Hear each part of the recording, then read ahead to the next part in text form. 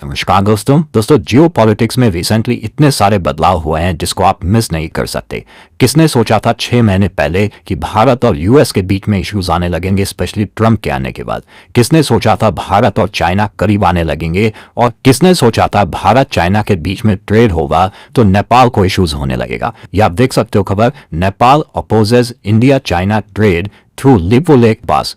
तो यहाँ पर कल ही नेपाल का स्टेटमेंट आया है जिसको भारत ने भी जवाब दिया। इसको थोड़ा सा हम डिटेल में समझेंगे, हिस्टोरिकल बैकग्राउंड भी आपको बताऊंगा कि लिपो लेक पास को लेकर नेपाल का क्या कहना है, भारत क्या कह रहा है, चाइना क्या सोच रहा है, वो सब कुछ जानने को मिलेगा। चलिए आगे बात करते हैं। पहले तो थोड़ा सा हम ज्योग्राफिक और स्ट्रेटेजिक कॉन्टेक्स्ट देखेंगे लिपो लेक पास के बारे में। देखिए लिपो लेक पास बेसिकली ट्राई जंक्शन पर आपको देखने को मिलेगा, जैसे कि काला पानी, लिपो लेक पास, लिम्पियादुरा, ये सब आसपास है। मैं आपको आगे और दिखाऊंगा, लेकिन ये अगर आप देखोगे ना तो यहाँ पर एक तरफ भारत का उत्तराखंड है, दूसरी तरफ नेपाल है और ऊपर है आपका चाइना तिब्बत। तो यहाँ पर क्या है कि भारत का उत्तराखंड में डिस्ट्रिक्ट है पिथौरागढ़ डिस्ट्रिक्ट, वो आपको देखने को मिलता है। यहाँ पर नेपाल की तरफ से अगर आप देखोगे तो उनका दार्चुला वाला एरिया देखने को मिलता है, और ऊपर नेपाल में तिब्बत में अगर आप देखेंगे तो वहाँ पर चाइना का जो नगरी प्रीफेक्चर वो आपको देखने को मिलता है। और इसकी हाइट, ये जो हम लिपो लेक पास की बात कर रहे हैं, करीब 5000 मीटर एलिवेशन पर है। और ये काफ़ी हिस्टोरिकल वे में अगर आप देखिए तो लंबे समय से यहाँ से ट्रेड हो रहा है भारत और चाइना के बीच में। इनफैक्ट ये काफ़ी इंपॉर्टेंट पिलग्रिमेज रूट भी है। कैलाश मानसरोवर यात्रा आपने सुना होगा, तो वो भी यहाँ से होकर गुजरता था। हिस्टोरिकली कहने का मतलब यह है कि ये जो बॉर्डर है ना इंडिया और तिब्बत के बीच में, मिड 20th सेंचुरी से काफ़ी ज़्यादा यूज़ किया जाता था। लेकिन नेपाल क्लेम करता है कि उसके आसपास का एरिया वो उसका है। जैसे कि मैं आपको दिखाता हूँ अगेन, ये नेपाल दार्चुला वाला एरिया मैंने आपको बताया, तो दार्चुला का ही एक्सटेंडेड पार्ट है, नेपाल का कहना है। ये सभी एरिया जैसे लिपो लेक पास हो गया, काला पानी हो गया, इसके अलावा लिम्पियादुरा हो गया, तो यहाँ तक पूरा एरिया नेपाल क्लेम करता है उसका। लेकिन ये इस समय भारत के अंडर में, भारत के पास है। भारत कंसिडर करता है कि ये उत्तराखंड का ही पार्ट है। नेपाल का कहना है कि ये दार्चुला डिस्ट्रिक्ट के अंदर में आता है। ये पूरा एरिया येलो वाला कलर आप जो देख रहे हो, इसका हिस्टोरिकल बैकग्राउंड थोड़ा सा आप समझिए। देखिए क्या हुआ था 1860 में, जब ब्रिटिशर्स का रूल था भारत में, तब उन्होंने एक ट्रीटी ऑफ सोगौली साइन किया था किंगडम ऑफ नेपाल के साथ, ब्रिटिश ईस्ट इंडिया कंपनी और किंगडम ऑफ नेपाल के बीच में। उस समय यहाँ पर दोनों के बीच में जो बाउंड्री है वो डिफाइन की गई थी। और बाउंड्री देखिए क्या होता था, ऐसा नहीं है कि इंच पटरी से लेकर उसको नापा जाता है, लेकिन जो काली रिवर, जो महाकाली कहा जाता है, जो काली नदी थी, वो एक प्रकार से बाउंड्री बनाती थी। मतलब वेस्टर्न बॉर्डर ऑफ नेपाल पर जो काली नदी थी, उसी को कहा गया कि ये आपका बाउंड्री होगा भारत और नेपाल के बीच में। लेकिन प्रॉब्लम क्या है कि नदी अपना कोर्स वगैरह कई बार बदलती रहती है। तो प्रॉब्लम इसमें यह है कि काली नदी का ओरिजिन क्या है। जैसे भारत कहता है कि काली नदी का ओरिजिन यहाँ से काला पानी से, जिसकी वजह से यहाँ से नेपाल की टेरिटरी है। लेकिन नेपाल कहता है कि नहीं, लिम्पियादुरा जो है यहाँ से इसकी ओरिजिन है काली नदी की। तो इसलिए पूरा जो एरिया है वो नेपाल के अंडर में आना चाहिए। इसी की वजह से आपको इश्यूज देखने को मिलता है। तो इंडिपेंडेंस के बाद अगर आप देखोगे, देखो भारत और नेपाल दोनों के बीच में रोटी बेटी का रिश्ता कहा जाता है, राइट। तो रिलेशंस काफ़ी अच्छे रहे, मतलब ऐसा कभी कोई प्रॉब्लम नहीं आया। इंडिपेंडेंस के बाद भी अगर आप देखोगे तो लिपो लेक पास के थ्रू तिब्बत के साथ ट्रेड होता था। कैलाश मानसरोवर रूट जो है वहां से गुजरता था। तो नेपाल 1962 तक कुछ नहीं कहा, क्योंकि 1962 में देखिए क्या हुआ था, इंडिया चाइना वॉर हो गया। तो इसकी वजह से हमें वहां पर मिलिट्री डिप्लॉय करना पड़ गया था उस पर्टिकुलर लिपो लेक के पास, ताकि हम चाइना पर नजर रख सकें। तो इसी की वजह से धीरे धीरे इश्यूज आने लगे। इनफैक्ट अगर आप देखोगे जो एग्रीमेंट हुआ है चाइना के साथ 1954 में, इंडिया चाइना ने ट्रेड एग्रीमेंट साइन किया था, including Lipulekh as a trade route. फिर 2015 में अभी रिसेंटली अगर आपको याद हो, पीएम मोदी जी का जो विजिट था चाइना में, उस समय भी भारत और चाइना ने एग्री किया था अपना जो ट्रेड है उसको लिपो लेक के थ्रू जो है और ज़्यादा एक्सपैंड करेंगे, जिसको उस समय नेपाल ने प्रोटेस्ट किया था। और उसके बाद 2020 में नेपाल ने एक नया पॉलिटिकल मैप रिलीज कर दिया, जिसके अंदर नेपाल ने कहा कि ये वाला पूरा एरिया हमारा होगा। मतलब अभी तक नेपाल ने कोई मैप रिलीज नहीं किया था। नेपाल का जो मैप होता था वो यहीं तक होता था, उसमें ये एरिया देखने को नहीं मिलता था। लेकिन आपको याद होगा केपी ओली, तो उनको कहीं ना कहीं अपना वोट बैंक चाहिए था, या फिर अपना जो पूरा कॉन्स्टिट्यूएंसी है वहाँ पर नेशनलिज्म की भावना लानी थी। तो कहीं ना कहीं इसको देखते हुए उन्होंने एक नया मैप रिलीज करा दिया। इनफैक्ट जो नेपाल के पार्लियामेंट है वहाँ पर जितने भी एमपीज हैं, उन्होंने सबने एग्री किया कि हाँ ये जो एरिया है वो नेपाल का होना चाहिए। एंड दैट इज़ वाई इतने इश्यूज आने लगे। अब रिसेंटली हुआ क्या है, आपको याद होगा कि यहाँ पर वैंग यी जो फॉरेन मिनिस्टर है चाइना के, वो भारत आए हुए हैं। अब काफ़ी कुछ हो ही रहा है, आप देखे रहो भारत और यूएस में काफ़ी ज़्यादा इश्यूज आ रहे हैं, टैरिफ लगा दिया गया है। तो यहाँ पर भारत चाइना काफ़ी तेज़ी से करीब आ रहे हैं।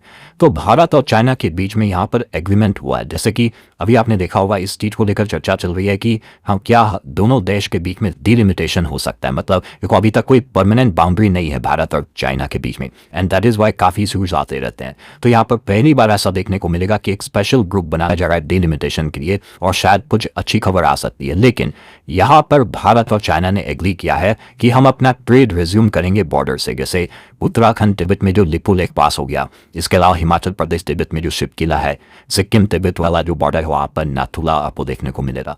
तो ये डिसीजन वैंग यी के विजिट में आया है। उन्होंने प्रधानमंत्री मोदी, फॉरेन मिनिस्टर अजीत डोवाल सबसे मुलाकात की, एंड ये एक बड़ा साइन दिख रहा है कि दोनों देश के रिलेशंस थोड़ा बेटर हो रहे हैं, स्पेशली गलवान वाला जो इंसिडेंट हुआ था उसके बाद से।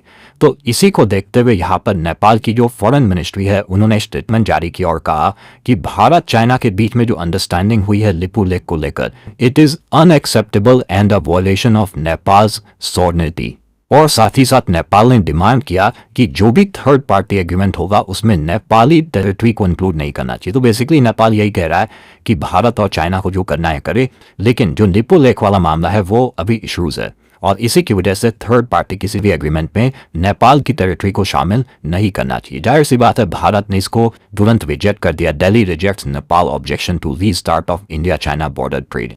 तो यहाँ पर भारत का रिस्पॉन्स क्या आया है? भारत ने कहा है कि अगेन ये जो ट्रेड है लिपू लेक पास से, ऐसा नहीं है कि ये कोई पहली बार हो रहा है, ये 1954 से होता आया है, इसमें कोई नई चीज नहीं है। और नेपाल का जो क्लेम है it is not backed by historical facts और एविडेंस, मतलब हमेशा से, इनफैक्ट आज़ादी के बाद से आप देखोगे तो ये भारत की टेरिटरी में ही रहा है। तो यहाँ पर भारत का ये कहना है कि हम कंस्ट्रक्टिव डायलॉग करने के लिए रेडी है नेपाल से, मतलब हम कोई इश्यूज नहीं चाहते हैं, लेकिन हाँ कोई भी अगर प्रॉब्लम है, दिक्कत है, तो हम नेपाल के साथ बातचीत करने के लिए रेडी है। लेकिन नेपाल के पर्सपेक्टिव से आप समझिए, उनके लिए ये सॉवरेनिटी और नेशनलिज्म का मामला है, मतलब लिपू लेक एक सिंबल बन गया है टेरिटोरियल प्राइड का। 2020 में कॉन्स्टिट्यूशनल अमेंडमेंट हुआ था जिसमें लिपू लेक को नेपाल के नए मैप में शामिल किया गया, उसको यूनानिमसली सभी पार्टीज ने पास कर दिया। नेपाल का आर्ग्यूमेंट यह है कि इंडिया चाइना जो बायलैटरल डील्स है वो नेपाल की सोवरेन राइट को इग्नोर करता है।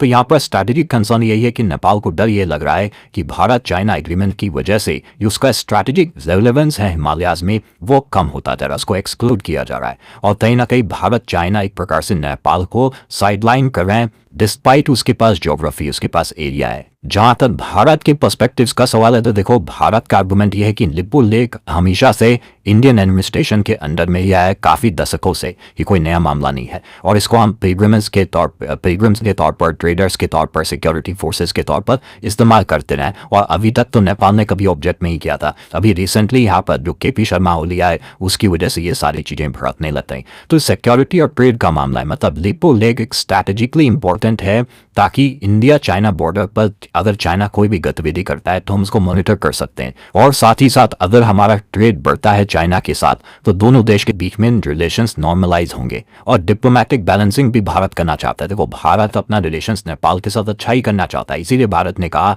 कि देखिए कोई भी अगर आपको इश्यूज होता है, कोई भी दिक्कत है, तो हम ये डायलॉग करने के लिए रेडी हैं, हम किसी प्रकार का एस्केलेशन नहीं चाहते। जहाँ तक चाइना की रूल का सवाल है तो देखो चाइना प्रैग्मैटिक हो रहा है इस समय, चाइना को भी पता है कि इसको भारत की जरूरत है, चाइना को पता है कि अगर वो लिपू लेक से ट्रेड स्टार्ट करता है तो अगेन इंडियन मार्केट तक वो पहुंच पाएगा। तो एक प्रकार से चाइना डायरेक्टली भारत के साथ डील करना चाहता है, और वो चाइना को इस समय साइडलाइन कर रहा है। तो चाइना अवेयर है नेपाल के सेंसिटिविटीज के लिए, लेकिन वो इस समय भारत चाइना की जो स्टेबिलिटी है वो ऊपर रख रहा है, प्रायोरिटाइज कर रहा है, और नेपाल के ऑब्जेक्शंस को भी हटा रहा है। तो हिस्टोरिकली उसने ट्रेड एग्रीमेंट्स वगैरह भी साइन किए हैं, तो नेपाल का मानना है कि अगेन इसमें चाइना का मानना है कि इसमें नेपाल को कोई दिक्कत नहीं होनी चाहिए। तो देखो इम्प्लीकेशंस यही है कि नेपाल के लिए अब थोड़ा सा मुश्किल बढ़ जाएगा, क्योंकि भारत चाइना एक साथ आ रहे हैं, और यहाँ पर नेशनलिज्म जो है वो नेपाल के अंदर इस समय थोड़ा सा बढ़ सकता है, उसको पुश किया जा सकता है। हो सकता है नेपाल इस इशू को इंटरनेशनलाइज करने की कोशिश करे यूएन के अंदर, कुछ हो भी सकता है। जहाँ तक भारत का सवाल है तो देखो ट्रेड रिलेशंस चाइना के साथ बेटर होंगे तो ये नॉर्मलाइजेशन का सिग्नल है, और नेपाल के साथ कुछ फ्रिक्शन हो सकता है, लेकिन हाँ भारत चाहे तो और अच्छे से नेपाल के साथ डील करके इस मामले को अच्छे से सुलझा सकता है। लेकिन देखना